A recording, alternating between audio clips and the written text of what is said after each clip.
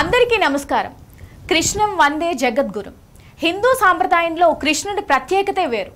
తల్లులకు బాలకృష్ణునిగా, చిన్నివారికి చిలిపి కృష్ణునిగా, స్త్రీలకు గోపికా వల్లభునిగా, పెద్దలకు గీతాకారునిగా, ఇలా ప్రతి ఒక్కరి మధ్యలో ఏదో ఒక రూపాన కొలువై ఉంటాడు. అందుకే కృష్ణుని జన్మదినం అంటే ఘనంగా నిర్వహించుకుంటాం. వేణుమాధవుడు లోకానికి గురువు. గీతను బోధించి లోకంలో ఉండే ప్రతి ఒక్కరికి దారి చూపాడు. చిన్నతనంలో కన్నయ్య అల్లరి పిల్లాడుగా తన చిలిపి చేష్టలతో జీవిత పరమార్థాన్ని వివరించాడు. వెన్న దొంగగా మారి గోపికలతో పాటు అందరి మనసులను దోచుకున్నాడు. అంతేకాదు, గోప బాలకుడిగా, సోదరునిగా, అసుర సంహారిగా, ధర్మ సంరక్షకుడిగా ఎన్నో పాత్రలు పోషించాడు కన్నయ్య. ఎన్ని పాత్రలు పోషించినా అంతా లోక కళ్యాణం కోసమే. అందుకే కన్నయ్యను అందరూ బాగా ఇష్టపడతారు. అందుకే కృష్ణాష్టమి వస్తోందంటే చాలు దేశవ్యాప్తంగా సందడి నెలకొంటుంది. ఈ పవిత్రమైన రోజున చిన్నారులను కన్నయ్య రూపంలో అలంకరించి పూజిస్తారు. ఇక కృష్ణాష్టమి రోజున ఒంటిపూట భోజనం చేసి శ్రీకృష్ణునికి పూజ చేసి శ్రీకృష్ణ దేవాలయాలు, మఠములను దర్శించుకునే వారికి కోటి జన్మల పుణ్యఫలం సిద్ధిస్తుందని పురాణాలు చెబుతున్నాయి. ఆలయాల్లో కృష్ణ అష్టోత్తర పూజ, కృష్ణ సహస్రనామ పూజ చేయించుకునే వారికి వంశాభివృద్ధి, అష్టైశ్వర్యాలు చేకూరుతాయి. కృష్ణాష్టమి కృష్ణుణ్ణి పూజిస్తే సకల పాపాలు నశిస్తాయని, ధర్మార్థ కామ మోక్ష ప్రాప్తి కలుగుతుందని స్కంద పురాణం చెబుతుంది. కృష్ణ జన్మాష్టమి 2024 పవిత్ర దినం. శ్రీకృష్ణుణ్ణి 5251వ జన్మదినాన్ని జరుపుకుంటుంది. ఈ పండుగ ఆయన బోధనలను, ఆయన నిలబెట్టిన విలువలను మనకు గుర్తు చేస్తోంది.